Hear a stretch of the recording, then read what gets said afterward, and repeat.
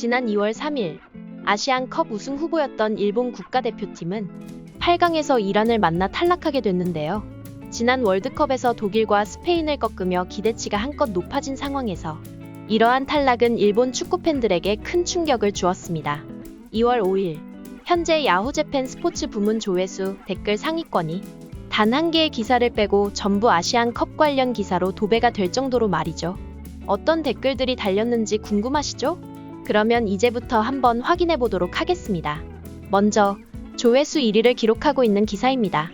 제목은 이란전은 모리아스 재임 중 최악의 경기력. 왜 빌드업을 못하고 롱볼에 약한 일본병은 고쳐지지 않을까? 확실히 대표팀 수준이 아닌 골키퍼를 계속 기용했다. 악플이 문제가 되고 있지만 실수를 연발하는데도 계속 기용한 벤치에도 책임이 있다. 경기력이 좋지 않은 센터백을 후반에도 교체하지 않아 실점하고 졌다. 이타쿠라의 자신감을 잃게 만든 죄는 매우 크다. 오른쪽, 왼쪽 포지션을 바꿔가며 필사적으로 돌파를 시도하던 쿠보를 교체하고 공격의 활로를 완전히 소멸시켰다.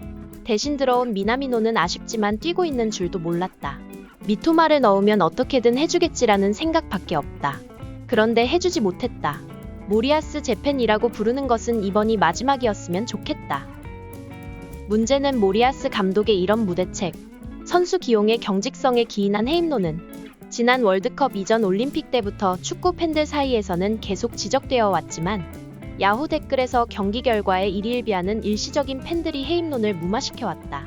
이번에는 이란과 이라크전에서 결과뿐만 아니라 내용면에서도 완패했으니 해임하고 후임 후보에 대해 제대로 논의해주길 바란다.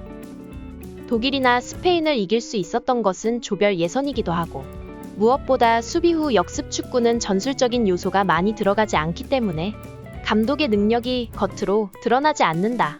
친선 경기는 결국 연습의 연장선이기에 상대도 자기가 할 수 있는 것에 집중하므로 선수들 간의 실력차가 확연히 드러난다. 반면 이번과 같이 열세인 선수들과 만나는 토너먼트 본선에서는 우선적으로 일본의 약점을 공략해오기 때문에 이를 대응하기 위한 감독의 전술이 중요하다. 감독이 힘을 발휘하지 않아도 되는 경기에서는 강하지만 전술이 중요해지는 경기에서는 바로 약해지는 것이다. 즉, 일본의 약점은 감독이다. 다음은 야후에서 댓글수 1위를 기록하고 있는 기사입니다. 무려 2,000개가 달렸는데요. 기사 제목은 모리아스 감독, 이란전 이후 미드필더 모리타의 발언에 공유하지 못했던 부분이 있었나 싶다 라고 말했다. 모리타의 발언이 궁금하실 텐데요. 기사에서 언급된 내용은 이렇습니다. 이란과의 경기 후 모리타는 다음과 같이 말했다. 결국 이라크전에서 드러난 약점을 진정한 의미에서 수정하지 못했다. 너무 많은 것을 생각하다 보니 머리가 터질 것 같았고 솔직히 조언이라든가 밖에서 이렇게 하는 것이 좋다. 팀으로서 이것을 철저히 하자라고 해주길 바란다. 모리아스의 컨셉은 우리에게도 전혀 전해지지 않았다. 이란전 후반의 모습은 뭐냐? 일본이 득점할 기미가 보이지 않았다. 그 경기력으로 우리가 이겼다면 이란에 미안했을 거다. 이타쿠라는 그 정도로 컨디션이 나빴고 누가 봐도 후반 초반에 교체되어야 했다. 아마추어가 봐도 누구나 생각할 수 있는 건데 프로 감독이 어째서 교체하지 않았는지 이유를 알려줬으면 한다. 경기 시작은 준비한 컨셉대로 좋았다. 하지만 후반에는 원래의 컨셉이 무너져서 전혀 아무것도 할 수 없었다. 그런데도 그것을 방치한 채로 컨셉의 공유가 되지 않았다는 것은 말이 안 된다. 컨셉이 무너졌을 때 필드 안에 선수들에게만 맡기고 밖에서 객관적으로 보는 감독이 아무것도 하지 않으면 당연히 지게 된다. 이번 아시안컵에 페이는 자이온 선수나 이타쿠라 선수가 아니라 감독인 당신이라고 생각한다. 야후 재팬 외에도 일본의 대형 커뮤니티 사이트인 OCH에도 게시물이 폭발적으로 쏟아졌는데요. 짤막하게 한번 볼까요? 도하는 프라이부르크에서도 별로였고 사카모토, 카네코 정도와 교체될 수도 있을 것 같다. 일본과 다른 나라는 아시안컵을 향한 각오도 다르네. 다른 나라는 우승하기 위해 목숨을 걸고 오니까. 솔직히 어제의 이란은 크로아티아로 보였다. 그만큼 강했어. 우에다가 상대 DF와 웃으면서 이야기하고 있었어. 그대로 계략에 빠졌네. 강해서 졌다고 하는 사람도 있지만 한 점 내주고 나서는 열세였다. 약해서 졌다고 인정하고 넘어가는 게 낫지 않냐?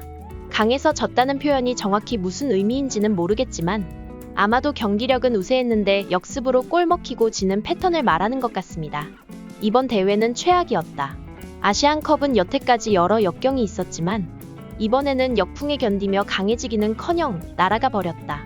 모리아스의 선수 선발도 선수 교체 방법도 역시 의문이 터져나왔다. 대표팀을 둘러싼 상황은 카타르 월드컵 전으로 돌아갔네. 결국 팀은 전혀 성장하지 않았어. 이런 게 사상 최강 크. 아무것도 이루지 못한 송사리가 사상 최강 크크크.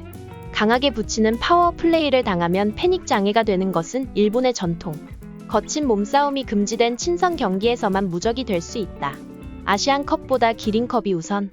장거리 여행으로 시차 적응에 실패한 남미의 강호 2군들 상대로 역대 최강 재팬이 도전한다. 마찬가지로 X에서도 반응이 뜨거웠는데요. 몇 개 보고 마무리하도록 하겠습니다. 모리아스 해임이 아니라 일본 축구협회를 해체하자. 일본 축구를 근본부터 바꾸자. 파리 올림픽과 월드컵은 반드시 승리한다고. 이번에 주간 신조가 한 일은 단순히 한 축구 선수의 인생을 파괴한 것이 아니다. 우리 일본 축구를 사랑하는 축구 팬들, 이토 주냐에게 꿈을 걸어온 모든 일본 국민들에게 심각한 방해 행위다. 마츠모토 히토시나 자니스 때와 확연히 바람의 방향이 다른 이유는 무엇인지 빨리 생각해봐야 한다고 생각한다. 일본 대표팀의 에이스인 이토 주냐가 주간 신조의 보도로 성폭행 의혹이 불거졌고 이로 인해 대회 도중에 하차하게 됐는데 이와 관련해서 이야기하는 것 같습니다. 뒷부분에 마츠모토 히토시와 자니스를 거론한 건 최근에 성폭행 혐의로 가장 크게 논란이 된 케이스라서 언급한 것 같습니다. 긴 시간 영상 시청해주셔서 감사합니다.